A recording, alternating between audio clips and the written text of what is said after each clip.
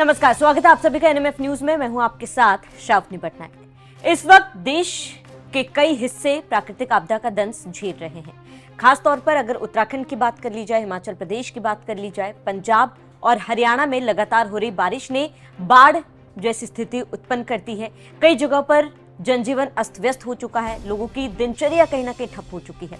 खास तौर पर अगर हिमाचल प्रदेश और पंजाब की बात करें, वहां पर स्थिति काफी ज्यादा खराब है। इसी बीच हरियाणा के मुख्यमंत्री नायब सिंह सैनी ने एक बड़ा ऐलान किया है। हरियाणा में भी बाढ़ जैसी स्थिति है, कई जिले जलमग्न हो चुके हैं। वहां पर तो लगातार रेस्क्यू किया जा रहा है, सरकार की तरफ से मदद पहुंचाई जा रही है, लेकिन हरियाणा सरकार ने बड़ा फैसला लेते हुए यह ऐलान किया है कि 2 राज्य में, खासतौर पर जम्मू कश्मीर और पंजाब को 5-5 करोड़ रुपए मुआवजा दिया जाएगा। मदद के लिए राशि हरियाणा सरकार की तरफ से दी जाएगी। इसी पर चर्चा करेंगे। मेरे सहयोगी रोहित मेरे साथ जुड़े हुए। रोहित, बहुत बहुत स्वागत है। रोहित, अगर हरियाणा की बात की जाए, वहां पर भी लगातार बारिश ने स्थिति काफी ज्यादा खराब कर रखी है। प्रशासन की तरफ से, सरकार की तरफ से लगातार लोगों तक मदद पहुंचाई जा रही है, स्थिति को नियंत्रण करने में कोशिश लगातार की जा रही है, लेकिन ये एक बहुत बड़ी पहल हरियाणा सरकार की तरफ से। बिल्कुल, और जिस तरीके से ये प्राकृतिक आपदा आई उससे कई राज्य प्रभावित हुए, और हरियाणा में जिस तरीके से नायब सरकार ने अभी तक काम किया है, लोग कह रहे हैं कि भाई उन्होंने इस दौरान सहायता जिस तरीके से लोगों तक पहुंचाई है, खासकर किसानों के लिए उन्होंने जो कुछ भी कदम उठाए, जो फैसले लिए, उसकी तारीफ हो रही है। हरियाणा में वो अपने लोगों का ख्याल तो रख ही रहे हैं, साथ ही वो पड़ोसी का भी धर्म निभा रहे हैं। जम्मू कश्मीर और पंजाब के लिए उन्होंने 5-5 करोड़ रुपए मुआवजे का ऐलान किया, जिसकी तारीफ हो रही है। और ये एक पड़ोसी धर्म होता है। पंजाब जिस तरीके से परेशान है, त्राहिमाम पंजाब में है, हर तरफ पानी भरा हुआ है और फसलें पूरी तरीके से नष्ट हो गई। ऐसे में उन्होंने अपनी तरफ से 5 करोड़ रुपए देने का ऐलान किया है सरकार की तरफ से, और 5 करोड़ ही जम्मू कश्मीर के, क्योंकि जम्मू कश्मीर में भी कई जगह बादल फटने की खबर आई, कई जगह लोगों के मारे जाने की खबर आई, तो वहां पर भी उन्होंने 5 करोड़ रुपए देने का ऐलान किया है। ये तो बात हो गई पड़ोसी धर्म निभाने की, लेकिन सबसे बड़ा धर्म है अपने लोगों की सहायता। उसके लिए भी बहुत काम नायब सिंह सैनी सरकार ने किया। लोग सवाल कर रहे हैं कि जब हरियाणा इस तरीके से बाढ़ से ग्रसित है, परेशान है किसान, तो नायब सरकार कहाँ है? तो इस वीडियो में वही मैं बताने जा रहा हूं कि नायब सरकार कहां पे है और अभी तक क्या कुछ उसने किया है। सबसे पहले फसल नुकसान के लिए मुआवजे का ऐलान किया, और उन्होंने कहा कि पोर्टल पर आप जाकर रजिस्टर कीजिए कि आपकी कितनी फसल का नुकसान हुआ है, कितनी लागत का नुकसान हुआ है, वो सरकार आपको देगी स्थितियां सामान्य होने के बाद। पहले 31 अगस्त तक ये नियम था कि आप पोर्टल पर जाकर अपनी फसल नुकसान के लिए वहां पर रजिस्ट्रेशन करा सकते हैं, लेकिन अब इसे बढ़ाकर 10 सितंबर तक कर दिया गया, क्योंकि बाढ़ की वजह से परेशानियां थी, लोग रजिस्ट्रेशन नहीं करवा पा रहे थे, लोग मुआवजे के लिए पोर्टल पर नहीं जा पा रहे थे बताने के लिए। तो इसीलिए 10 अगस्त तक नायब सरकार ने इस तारीख को बढ़ाया।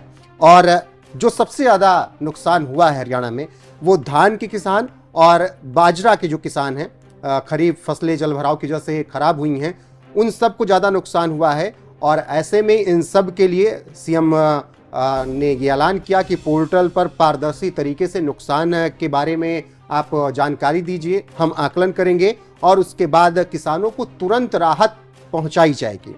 ये तो रही आने वाले वक्त में क्या कुछ होगा जब पूरा रजिस्ट्रेशन लोग करवा लेंगे, किसान करवा देंगे। लेकिन इसके अलावा क्या कुछ उन्होंने किया? सवाल सबसे ज्यादा गुड़गांव को लेकर होता है, गुरुग्राम को लेकर, कि गुरुग्राम में इतना पानी भर जाता है, साइबर सिटी कहा जाता है, इतनी बड़ी बड़ी बिल्डिंगें, और वहां पर अभी भी गुड़गांव में स्थिति काफी ज्यादा खराब है। रोहित, स्थिति खराब है, लेकिन ये गलतियां किसकी हैं?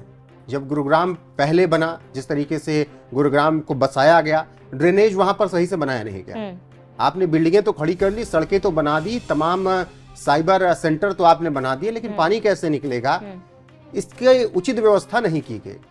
लेकिन मौजूदा वक्त में अगर बात करें, बारिश बहुत ज्यादा हुई, इस वजह से आपको लग रहा है कि बाढ़ बहुत ज्यादा गुरुग्राम में है, और बाढ़ का असर भी देखने को मिल रहा है, ये सही भी है।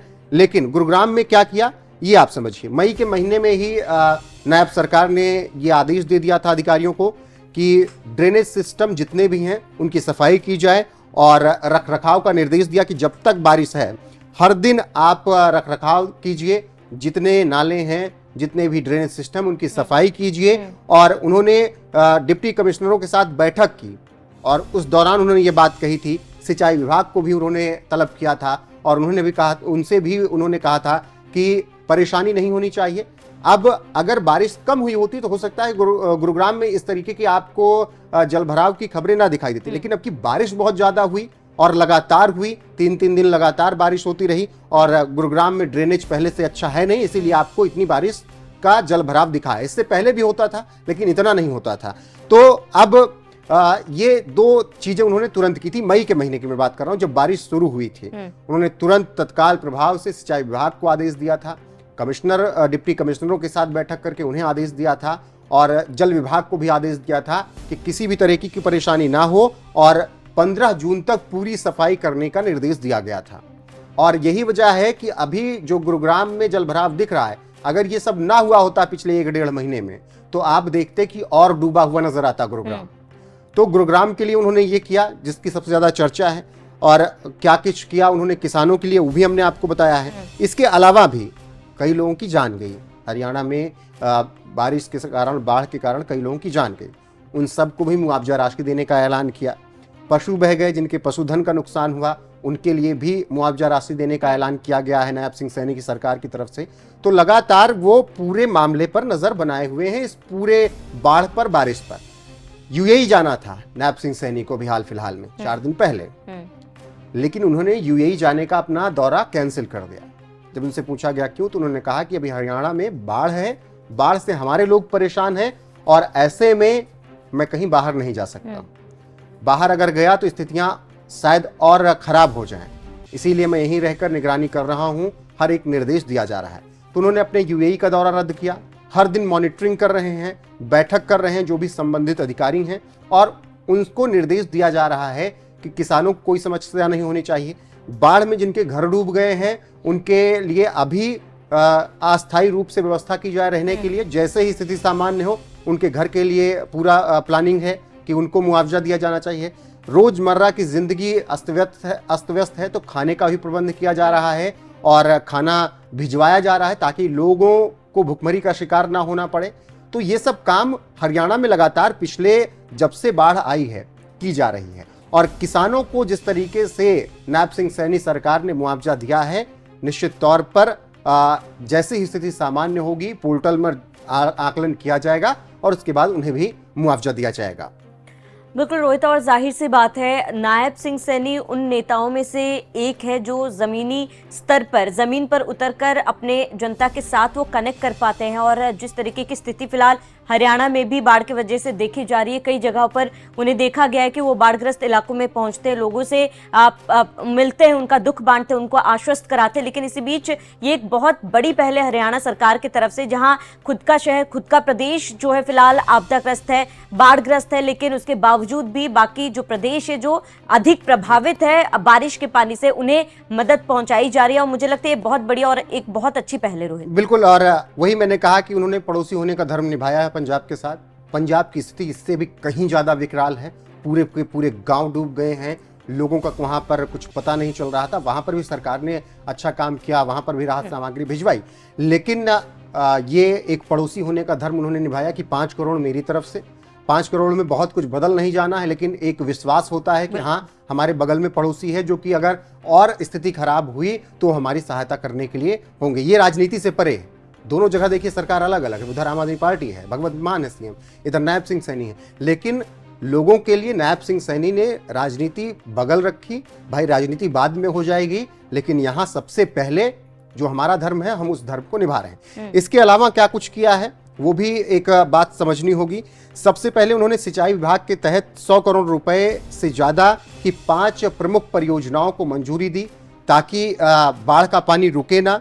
पंप सेट लगाने का उन्होंने ये ऐलान किया कि हरियाणा में जहां जहां पर बारिश की वजह से पानी ज्यादा भरता है वहां पर जल भराव के लिए पंप सेट लगाइए। अगर निकासी सही से नहीं है और पानी को बाहर लेकर जाइए, शहर में पानी नहीं होना चाहिए। इसके अलावा सीएम नायब ने गुरुग्राम को अंतर्राष्ट्रीय स्तर का बनाने का लक्ष्य रखा और उन्होंने कहा कि अगले कुछ सालों में हम यहाँ के ड्रेनेज को एकदम अच्छा कर देंगे, इंफ्रास्ट्रक्चर को अपग्रेड करेंगे।